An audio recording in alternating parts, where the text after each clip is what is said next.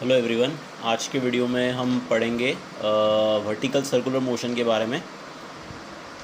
तो क्या होता है वर्टिकल सर्कुलर मोशन? तो वर्टिकल सर्कुलर मोशन मतलब it is also the circular motion, okay, circular motion of an object along the circumference of vertical circle. तो इसके पहले हमने कोनिकल पेंडुलम का एग्जांपल देखा था जिसमें कि बॉब हॉरिजॉन्टल सर्कल में मूव करता था, ओके। हॉरिजॉन्टल सर्कल मीन्स ऐसा सर्कल जो हॉरिजॉन्टल प्लेन में है। अब हम वर्टिकल सर्कुलर मोशन के बारे में पढ़ रहे हैं। तो वर्टिकल सर्कुलर मोशन में जो भी सर्कुलर ट्रैक रहेगी हमारे पार्टिकल की, जिसके ऊपर हमारा पार्टिकल मूव हो रहा होगा, वो रहेगी वर्टिकल प्लेन में। तो उसी मोशन को, उसी पार्टिकल की मोशन को हम वर्टिकल सर्कुलर मोशन कहते हैं। तो जो हॉरिजॉन्टल सर्कुलर मोशन है उसमें जितनी भी पोजीशंस थी, हॉरिजॉन्टल सर्कुलर मोशन में जितनी भी पोजीशंस थी हमारे ऑब्जेक्ट की, जो भी वो सर्कमफरेंस ऑफ द सर्कल के ऊपर लेता था, जैसे कि इस तरीके से वो हॉरिजॉन्टल सर्कल था, तो जो भी पोजीशंस थी यहाँ पे, अलग अलग पोजीशन, ये पोजीशन ले लीजिए, ये पोजीशन ले लीजिए, या फिर ये, या फिर ये, या फिर ये, या फिर ये, कोई भी पोजीशन ले लीजिए इस हमारे इस हॉरिजॉन्टल सर्कल के ऊपर। यहाँ पे जो ग्रेविटेशनल फोर्स लगता था, जो भी ग्रेविटेशनल फोर्स लगता था आपके ऑब्जेक्ट के ऊपर, ओके, वो ग्रेविटेशनल फोर्स हर पोजीशन पर सेम होता था, ओके।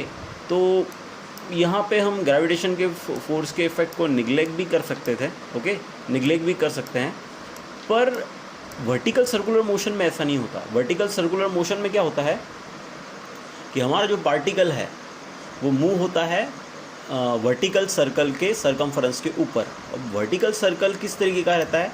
ये हो गया आपका वर्टिकल सर्कल और ये हो गया आपका अर्थ सरफेस, ओके, ये हो गया आपका अर्थ सरफेस। तो आप देख सकते हैं कि ये जो पोजीशन है ऑब्जेक्ट की, ओके, ये टॉप की पोजीशन बोल देते हैं हम, ये वाली पोजीशन, ओके, एक मिनट, ये वाली पोजीशन ले लीजिए, या फिर ये पोजीशन ले लीजिए, या ये पोजीशन ले लीजिए, या ये पोजीशन लीजिए। हर पोजीशन पर जो ग्रेविटेशनल फोर्स हमारे ऑब्जेक्ट के ऊपर एक्ट होगा वो अलग अलग मैग्नीट्यूड का रहेगा, ओके। तो यही महत्वपूर्ण चीज़ है यहाँ पर कि जो भी हमारी वर्टिकल सर्कुलर मोशन होती है उसमें ग्रेविटी का इन्फ्लुएंस रहता है हमारे पार्टिकल के ऊपर, जो भी वर्टिकल सर्कुलर मोशन परफॉर्म कर रहा है। हॉरिजॉन्टल सर्कुलर मोशन या फिर यूनिफॉर्म सर्कुलर मोशन जो हमने देखी थी, वहाँ पे ये सब कुछ नहीं था, ओके। और सबसे पहली बात तो यहाँ हॉरिजॉन्टल सर्कुलर मोशन में जो भी वेलोसिटी थी पार्टिकल की, वेलोसिटी, ओके, ये थी कांस्टेंट। ये थी जो भी वेलोसिटी थी हमारे पार्टिकल की किसी भी पोजीशन पे, वो थी कांस्टेंट। सॉरी, वेलोसिटी नहीं, स्पीड बोलेंगे हमसे, वेलोसिटी नहीं, जो स्पीड थी हमारे पार्टिकल की, लीनियर स्पीड अलग अलग पोजीशन पे, वो कैसी थी? वो थी कांस्टेंट, ओके। पर जो हमारी वर्टिकल सर्कुलर मोशन है, वर्टिकल सर्कुलर मोशन में ये जो स्पीड है या वेलोसिटी है हमारे पार्टिकल की, स्पेशली स्पीड ही बोलूँगा मैं, क्योंकि वेलोसिटी तो चेंज ही होती है डायरेक्शन, क्योंकि अलग अलग पोजीशन पे वेलोसिटी की डायरेक्शन अलग अलग होने के कारण वेलोसिटी चेंज होती है। पर स्पीड जो है यहाँ पर, ये स्पीड यहाँ पे कांस्टेंट नहीं रहती, okay. Speed is not constant, okay. अलग अलग पोजीशन पे जो स्पीड होती है हमारे पार्टिकल की, लीनियर स्पीड, वो कांस्टेंट नहीं होती, क्योंकि मैं आपको पहले ही रीज़न बता चुका हूँ कि ये जो मोशन होती है हमारी वर्टिकल सर्कुलर मोशन, उसके ऊपर ग्रेविटी का इन्फ्लुएंस ज़्यादा रहता है। तो ये हो गया हमारा अर्थ सरफेस, ये हो गई हमारी वर्टिकल सर्कुलर मोशन, ओके। तो आपको डेफिनेशन समझ में आ गई हो कि वर्टिकल सर्कुलर मोशन क्या? Motion of an object along the circumference of circle lies in a vertical plane, okay। तो ये होगी हमारी वर्टिकल सर्कुलर मोशन की डेफिनेशन। हमारे पार्टिकल की मोशन या ऑब्जेक्ट की मोशन किसके अलाउ? सरकमफेरेंस के अलाउ। किसका सरकमफेरेंस? सर्कल का सरकमफेरेंस। और कौन सा सर्कल? वो सर्कल जो है हमारे वर्टिकल प्लेन में। ओके, ये हो गई डेफिनेशन हमारे वर्टिकल सर्कुलर मोशन की। अब वर्टिकल सर्कुलर मोशन से रिलेटेड कुछ इंपॉर्टेंट पॉइंट्स है, या फिर हम जब वर्टिकल सर्कुलर मोशन को पढ़ेंगे तो कुछ इंपॉर्टेंट जो भी एक्सप्रेशन हम इसमें डिराइव करने वाले हैं उसके लिए हमें कुछ पॉइंट्स की ज़रूरत पड़ेगी। तो वो पॉइंट हम यहाँ देख लेते हैं। वो जो नोट है वो यहाँ पे हम देख लेते हैं। तो सबसे पहले हम यहाँ पे कुछ कंसिडर करने वाले हैं। सबसे पहले हमने कंसिडर की वर्टिकल सर्कुलर मोशन। देखिए ये हो गया हमारा वर्टिकल सर्कल। ओके, और इस वर्टिकल सर्कल पे हमने अलग अलग पोजीशंस ली हुई हैं, जैसे कि पोजीशन ए हो गई जो कि हाईएस्ट पोजीशन है, इसे हम हाईएस्ट पोजीशन कहेंगे। यहाँ दिया हुआ है A is what? Highest position.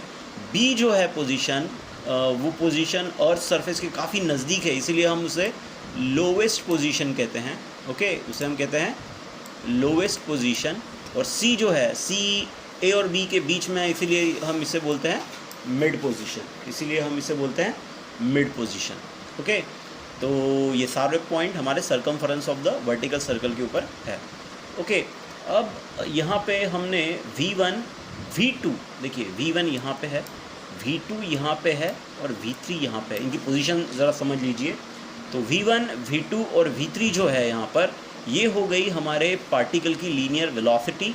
Okay, और इनके मैग्नीट्यूड को हम बोलेंगे linear speed. Okay, point A, B और सी के ऊपर, पॉइंट ए, बी और सी के ऊपर। Okay, and V1 V2 and V3 be the linear velocities at point A, B and C respectively. Okay, अब आगे बढ़ते हैं। अब यहाँ पे जो पोटेंशियल एनर्जीज़ है हमारे पार्टिकल की अलग अलग पोजीशन पर, वो भी अलग अलग है, क्योंकि जो हाइट है हमारे पार्टिकल की अर्थ सरफेस से, या फिर जो हाइट है हमारे पार्टिकल की अर्थ सरफेस से, वो अलग अलग पोजीशन पर है ए, बी और सी के लिए। तो एट पोजीशन ए हम आते हैं सबसे पहले। तो ए पर आप देख सकते हैं यहाँ पर पोजीशन ए के लिए आप देख सकते हैं यहाँ पर कि हमारे सर्कल की जो रेडियस है वो है आर। और अगर आप हाइट देखिए पोजीशन ए से, हमारे अर्थ पोजीशन ए पे जो पार्टिकल है हमारा पोजीशन ए पे, उसकी हाइट देखिए अर्थ सरफेस से, तो वो आती है आर प्लस आर, मतलब ये हो गया 2r। आर प्लस आर, ये हो गया 2r। तो इसीलिए जो पोटेंशियल एनर्जी रहेगी पोजीशन ए के लिए हमारे पार्टिकल की, वो रहेगी 2mgr। आपको पता है पोटेंशियल एनर्जी का फॉर्मूला है mgh, और यहाँ पे h की जो वैल्यू है वो है 2r। अब नेक्स्ट है हमारे पार्टिकल की potential energy at point B. तो आप देख सकते हैं कि एट पॉइंट बी पे हमारा पार्टिकल अर्थ सरफेस के बहुत पास है, तो यहाँ पे हाइट जो है वो हो जाती है 0। हाइट क्या हो जाती है? 0। तो जो भी potential energy at point B है वो हो गई 0। ओके, क्योंकि पोटेंशियल बी पर, पोजीशन बी पर हमारा पार्टिकल अर्थ सरफेस के क्लोज है, तो हाइट हो गई 0, तो पोटेंशियल एनर्जी भी हो गई 0। अब चलते हैं हम पॉइंट सी की तरफ। ओके, जो भी हमारा मिड पॉइंट है, तो पॉइंट सी की तरफ आप आसानी से देख सकते हैं यहाँ पे कि जो भी हाइट है हमारे पॉइंट सी की, ओके, या फिर इस पोजीशन सी की अर्थ सरफेस से, वो रेडियस की इतनी ही है। अब यहाँ से अगर एक परपेंडिकुलर ड्रॉ करेंगे तो ये लेंथ और ये लेंथ, ये लेंथ और ये लेंथ, ये दोनों लेंथ बराबर होगी आर के, means radius of our vertical circle. तो आर, ठीक है, ये किसी स्क्वायर के जैसे दिख रहा है यहाँ पर परपेंडिकुलर डालने पर। तो ये जो हाइट है हमारे पार्टिकल की एट पोजीशन सी, वो हो गई आर के बराबर। ओके, यहाँ पे जो हाइट है वो है आर के बराबर, तो h is equals to R. तो यहाँ पे पोटेंशियल एनर्जी क्या होगी? फिर यहाँ पे जो पोटेंशियल एनर्जी होगी हमारे पार्टिकल की एट पोजीशन सी, वो होगी mgr, क्योंकि h की जो वैल्यू है वो है r के बराबर। तो ये हो गया पोटेंशियल एनर्जी के बारे में हर पार्टिकल की। अब उसके बाद काइनेटिक एनर्जी। तो आपको पता है V1, V2 और V3 जो है ये वेलोसिटीज थी हमारे पार्टिकल की पोजीशन A, B और C के ऊपर। और काइनेटिक एनर्जी का फॉर्मूला सबको पता है कि काइनेटिक एनर्जी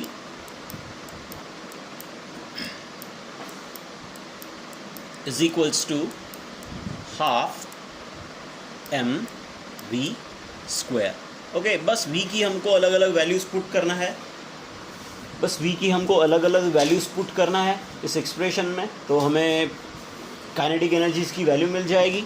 ओके, इस एक्सप्रेशन में हमें v की अलग अलग वैल्यू पुट कर दो। अगर यहाँ पे मैंने v की जगह v1 पुट कर दिया तो हमें काइनेटिक एनर्जी मिलेगी पार्टिकल की एट पोजीशन a। ओके, ये हमारे पार्टिकल की काइनेटिक एनर्जी है एट पोजीशन a। फिर हमारा पार्टिकल की जो काइनेटिक एनर्जी है वो एट पोजीशन b पे ये रहेगी और एट पोजीशन c पे ये रहेगी। Okay, half M v2 square और half M v3 square. Okay, इसके बाद ये हो गई काइनेटिक एनर्जी हमारे पार्टिकल की। उसके बाद जो नेक्स्ट नोट की हमें ज़रूरत है आने वाले जो भी एक्सप्रेशन हम सॉल्व करने वाले हैं उसके लिए, उसमें से पहला नोट है, पहला मीन्स नेक्स्ट नोट है यहाँ पे, ये फार्मूला आपको पता है कि total energy is equal to kinetic energy plus potential energy. हम ऑलरेडी ये फार्मूला देख चुके हैं ऑसिलेशन चैप्टर में।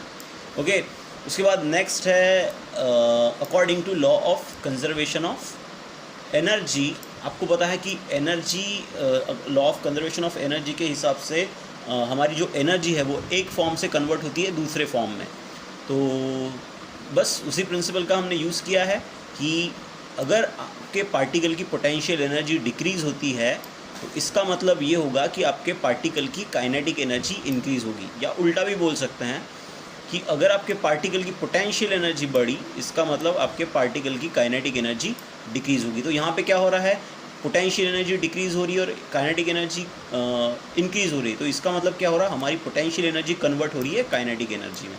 और यहाँ पे भी सेम हमारी जो काइनेटिक एनर्जी है वो कन्वर्ट हो रही है पोटेंशियल एनर्जी में। ओके, तो as one form of energy is convertible to another according to law of conservation of energy. तो ये एक प्रिंसिपल आपको ध्यान में रखना है। अब हमें पढ़ना है हमारा नेक्स्ट टॉपिक। ओके, जिस टॉपिक का टाइटल है point mass undergoing vertical circular motion under gravity. एक तो इस टाइटल से भी ये टॉपिक पूछा जा सकता है, या फिर दूसरा जो टाइटल है, एक तो ये टॉपिक इस टाइटल से पूछा जा सकता है, या फिर दूसरा टाइटल है ये vertical circular motion of A point mass under the influence of gravity. अब पॉइंट मास मीन्स आपको पहले ही बता चुका हूँ, पॉइंट मास मीन्स ऐसे मास जिनका वॉल्यूम बहुत छोटा है, okay, but they have some sufficient mass. Okay, तो ऐसे पार्टिकल जिसका वॉल्यूम कैसा है, छोटा है, but they have a sufficient mass. Okay, तो इसमें सबसे पहली जो केस 1 हमें पढ़नी है वो है मास टाइड टू द स्ट्रिंग। इसके बाद दूसरी केस भी हमें देखनी है जिसमें हम रॉड का इस्तेमाल करेंगे, पर इस केस में हम यूज़ कर रहे हैं एक स्ट्रिंग। ओके, तो एक स्ट्रिंग हमने लिया है। ओके, और उस स्ट्रिंग को हमने एक स्ट्रिंग लिया है और उस स्ट्रिंग को हमने एक मास अटैच किया है। ओके, और हम इस स्ट्रिंग को वर्टिकल सर्कल में मूव करेंगे। ओके, तो ये हो गई वर्टिकल सर्कुलर मोशन। बस इसी की स्टडी हमें करना है। ओके, ये मास हो गया हमारा, ये मास है हमारा पॉइंट मास। ओके, तो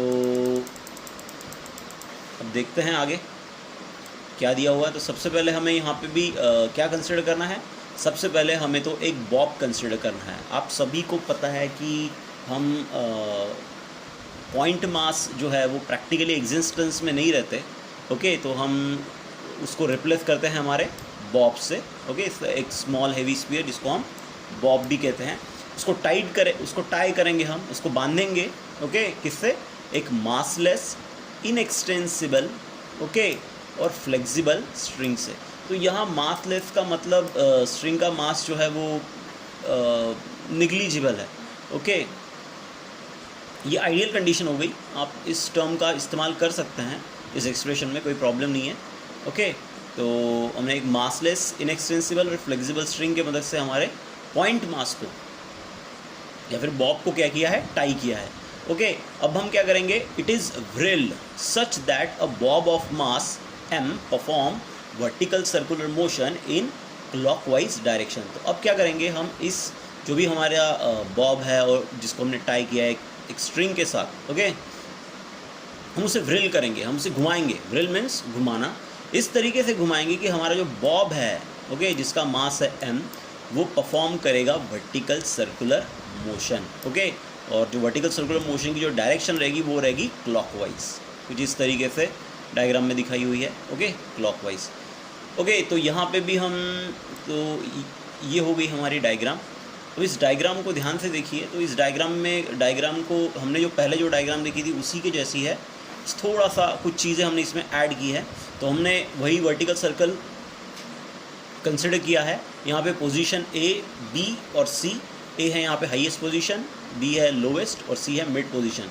और यहाँ पे इन तीनों जगह हमने लीनियर वेलोसिटीज़ ली है, v1, v2, v3। ये है linear velocities eight highest, lowest और एट मिड पॉइंट, ओके। उसके बाद T1 और T2। अब देखिए यहाँ स्ट्रिंग का इस्तेमाल किया है तो स्ट्रिंग में टेंशन तो होगा ही।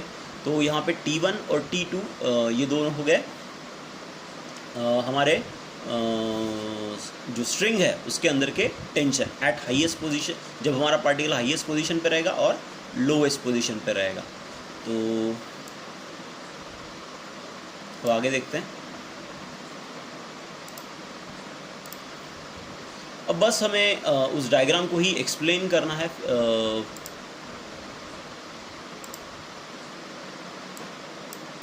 इसी डायग्राम को हमें एक्सप्लेन करना है। तो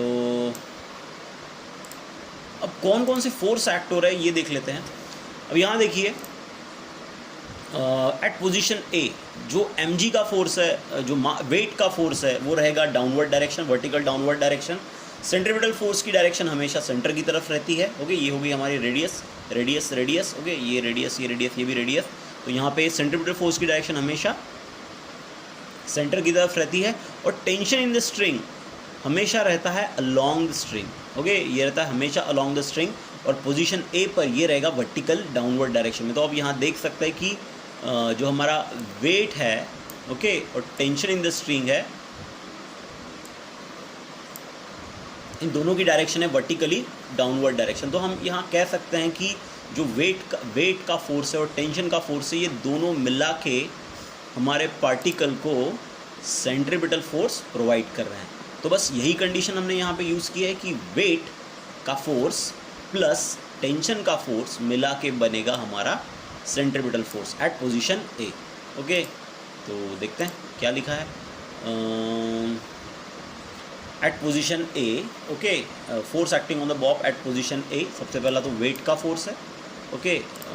सबसे पहला फोर्स है वेट का हमारा, ओके, जो है वर्टिकली डाउनवर्ड। दूसरा है टेंशन का फोर्स जो है भी है vertically downward in the direction of और direction toward the center of the circular path. अब यहाँ पे जो सेंट्रीपिटल फोर्स है जो भी एक्ट हो रहा है हमारे पोजीशन पॉइंट ए के ऊपर, जो भी हमारे पार्टिकल के ऊपर एक्ट हो रहा है एट पोजीशन ए, वो कौन प्रोवाइड कर रहा है? वो प्रोवाइड कर रहा है वेट का फोर्स और टेंशन का फोर्स। दोनों मिलकर ये पोजीशन ए पर हमारे पार्टिकल को सेंट्रीपिटल फोर्स प्रोवाइड कर रहे हैं। तो हम लिख सकते हैं कि centripetal force is equal to tension T1 plus mg। बस सेंट्रीपिटल फोर्स का फॉर्मूला आपको पता है, mv। वहाँ की जो लीनियर वेलोसिटी है वो है v1 at position A, highest position. तो mv1 square by r is equals to T1 plus mg। तो ये हो गया हमारा इक्वेशन नंबर 1 जिसे हमने बनाया है हमारी डायग्राम को देख के, ओके। अब नेक्स्ट जाते हैं हम हमारे पोजीशन बी के ऊपर, लोएस्ट पोजीशन बी के ऊपर। अब यहाँ देख सकते हैं कि यहाँ पे जो लीनियर स्पीड है या लीनियर वेलोसिटी है वो है v2, ओके। जो वेट का फोर्स एक्ट हो रहा है यहाँ पे वो है वर्टिकली डाउनवर्ड डायरेक्शन में, ओके। ठीक है, पहले भी वैसे ही था पोजीशन ए पर भी। लेकिन यहाँ पे जो टेंशन का फोर्स है वो है इसके एग्जैक्ट अपोजिट, ओके, इसके एग्जैक्ट अपोजिट। तो यहाँ पे जो टेंशन की जो डायरेक्शन है वो है वर्टिकली अपवर्ड डायरेक्शन। अब इन mg और टेंशन इन द स्ट्रिंग, ये दोनों का नेट, अब दोनों की डायरेक्शन अपोजिट होने के कारण हम कह सकते हैं कि यहाँ पे T2 जो कि टेंशन का फोर्स है माइनस mg, ये दोनों का जो भी बचा कुचा फोर्स है वहाँ पे, वो फोर्स यहाँ पे सेंट्रीपिटल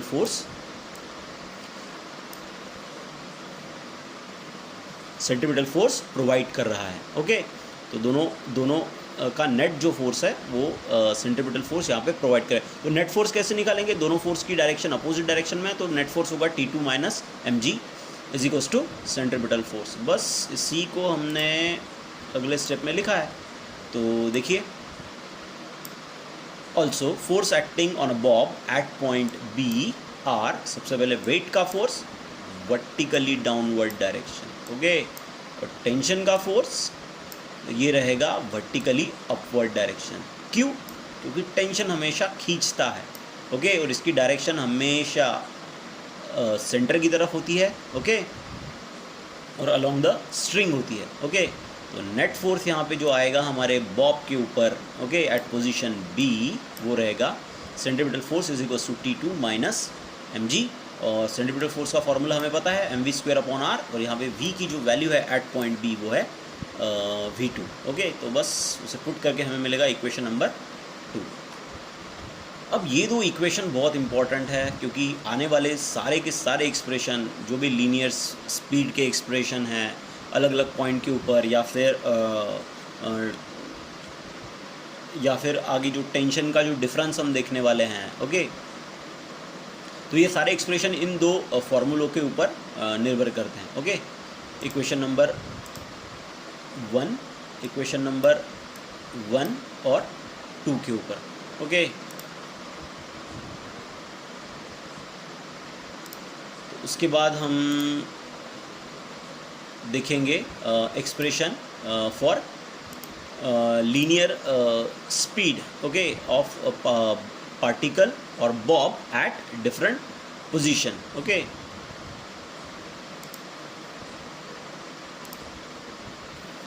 तो हमारा नेक्स्ट टॉपिक मीन्स ये टॉपिक इसी से ही रिलेटेड है, ओके, वर्टिकल सर्कुलर मोशन से। थोड़ा बड़ा टॉपिक है, तो थोड़ा टाइम लगेगा इसको। तो पहला जो टॉपिक है हम यहाँ देख रहे हैं वो है एक्सप्रेशन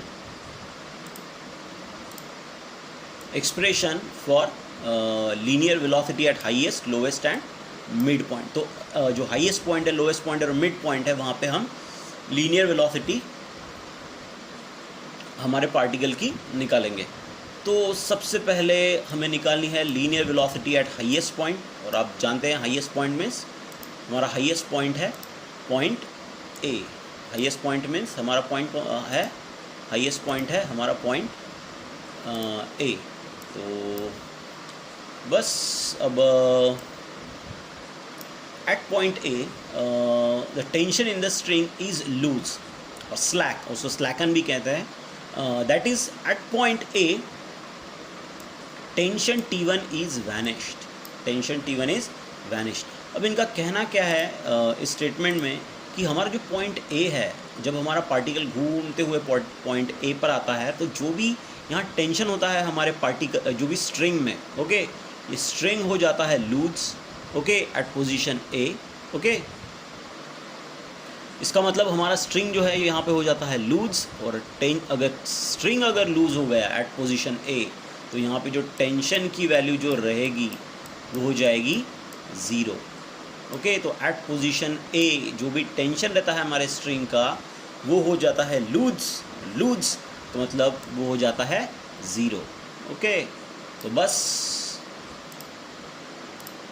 हमारे T1 की वैल्यू हो गई 0। अब यही एक हम पुट करेंगे हमारे इक्वेशन 1 में। तो इक्वेशन 1 में हमारे T1 की वैल्यू हमने 0 पुट कर ली, तो यहाँ पे फिर आएगा mv1/r, यहाँ पे इज इक्वल्स टू mg, यहाँ पे m और m कैंसल, ओके। r को उधर भेज दीजिए, ओके, और स्क्वायर रूट लीजिए, तो हमें मिल जाएगा v1, okay. v1 is equals to under root of gr, तो v1 इज इक्वल्स टू आएगा अंडर रूट ऑफ gr। और ये जो एक्सप्रेशन 3 है, यह है एक्सप्रेशन लीनियर वेलोसिटी का at a highest point A.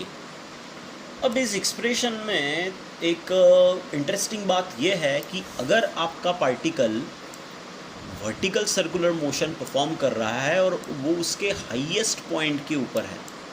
Okay, आपका particle vertical circular motion perform कर रहा है और आपका पार्टिकल जो है वो हाईएस्ट पॉइंट के ऊपर है यहाँ पे, और इसकी वेलोसिटी जो है उसे हम v1 कहते हैं।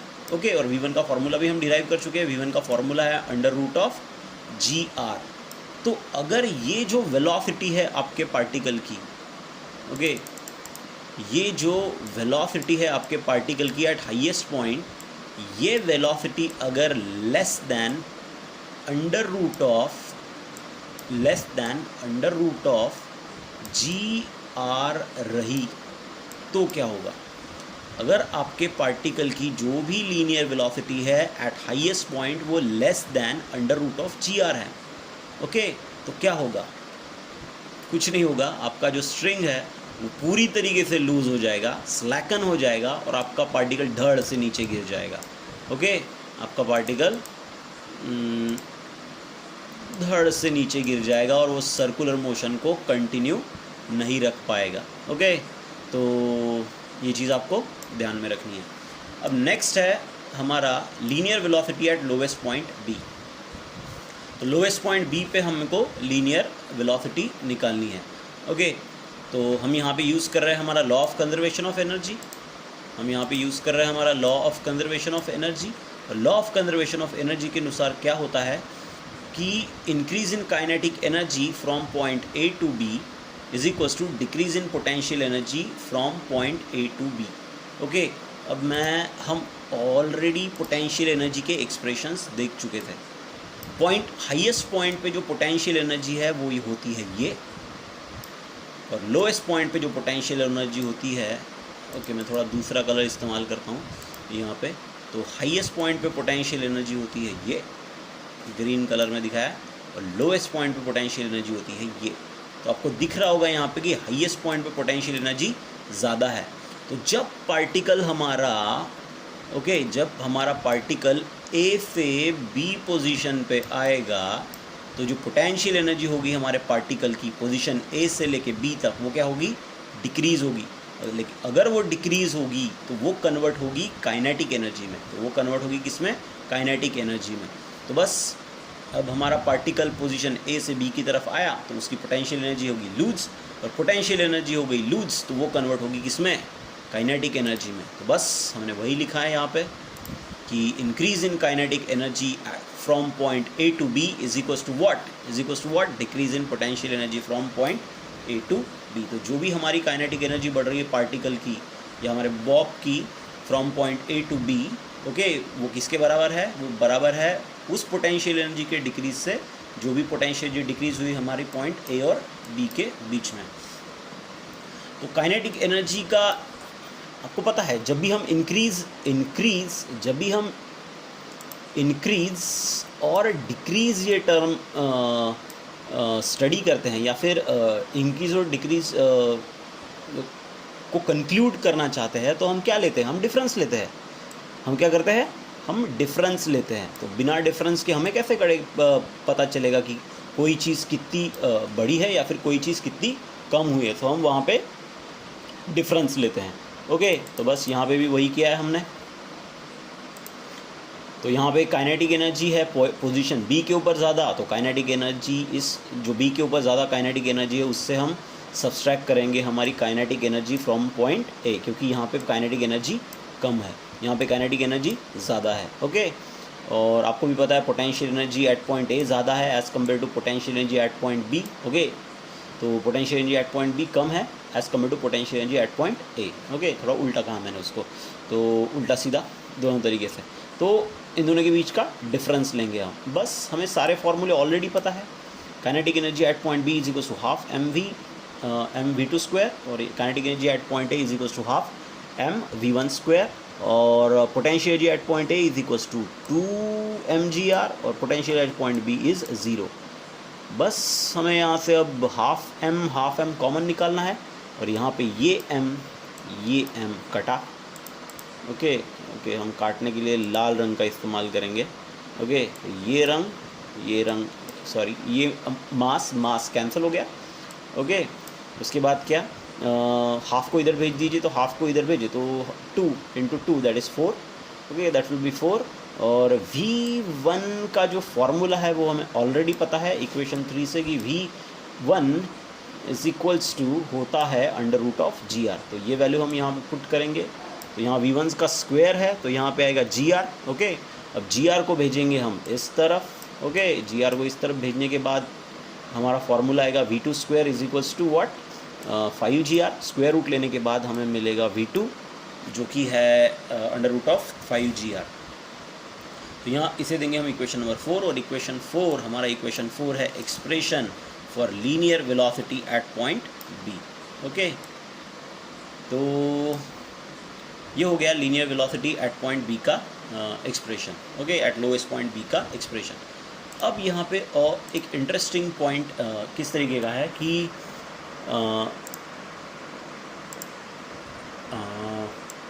ये हो गई समझ लीजिए हमारी सर्कुलर पाथ, ओके।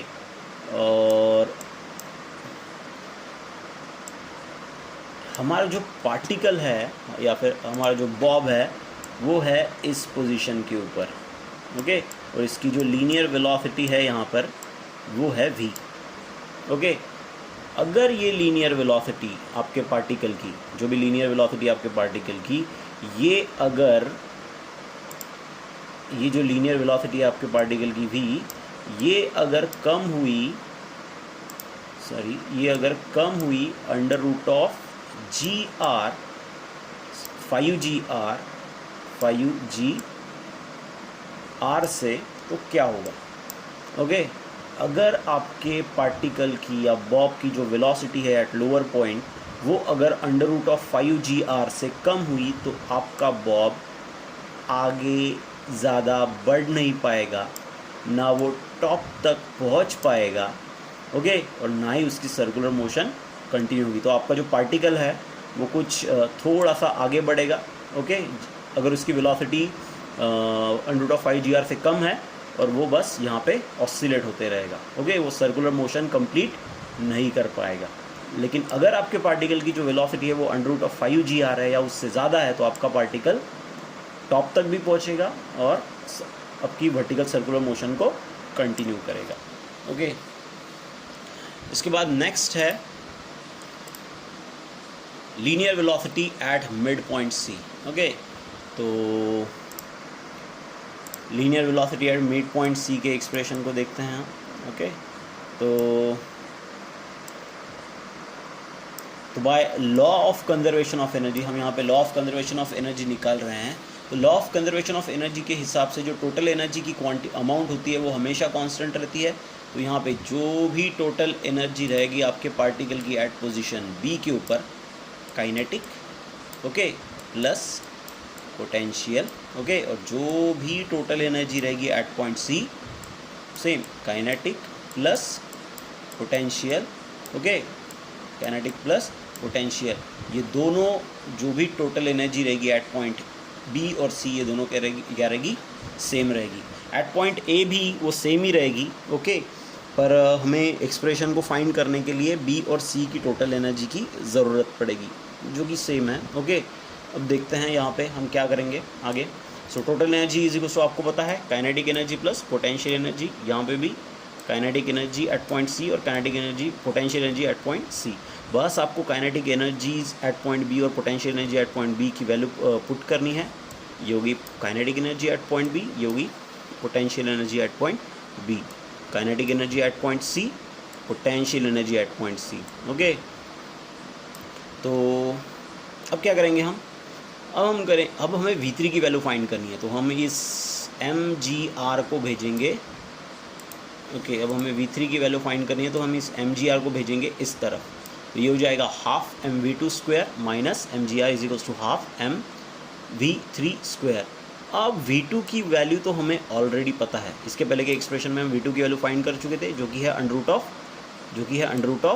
√5GR। इसकी वैल्यू यहाँ पुट की हमने, तो ये आया 5/2 mgr, ओके, और माइनस mgr। तो इसको सॉल्व करने के बाद आएगा 3/2 mgr।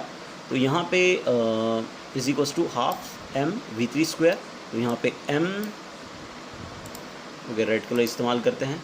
तो यहाँ पे m ये टू कैंसल। ओके, तो यहाँ बचेगा v3 square is equals to 3gr।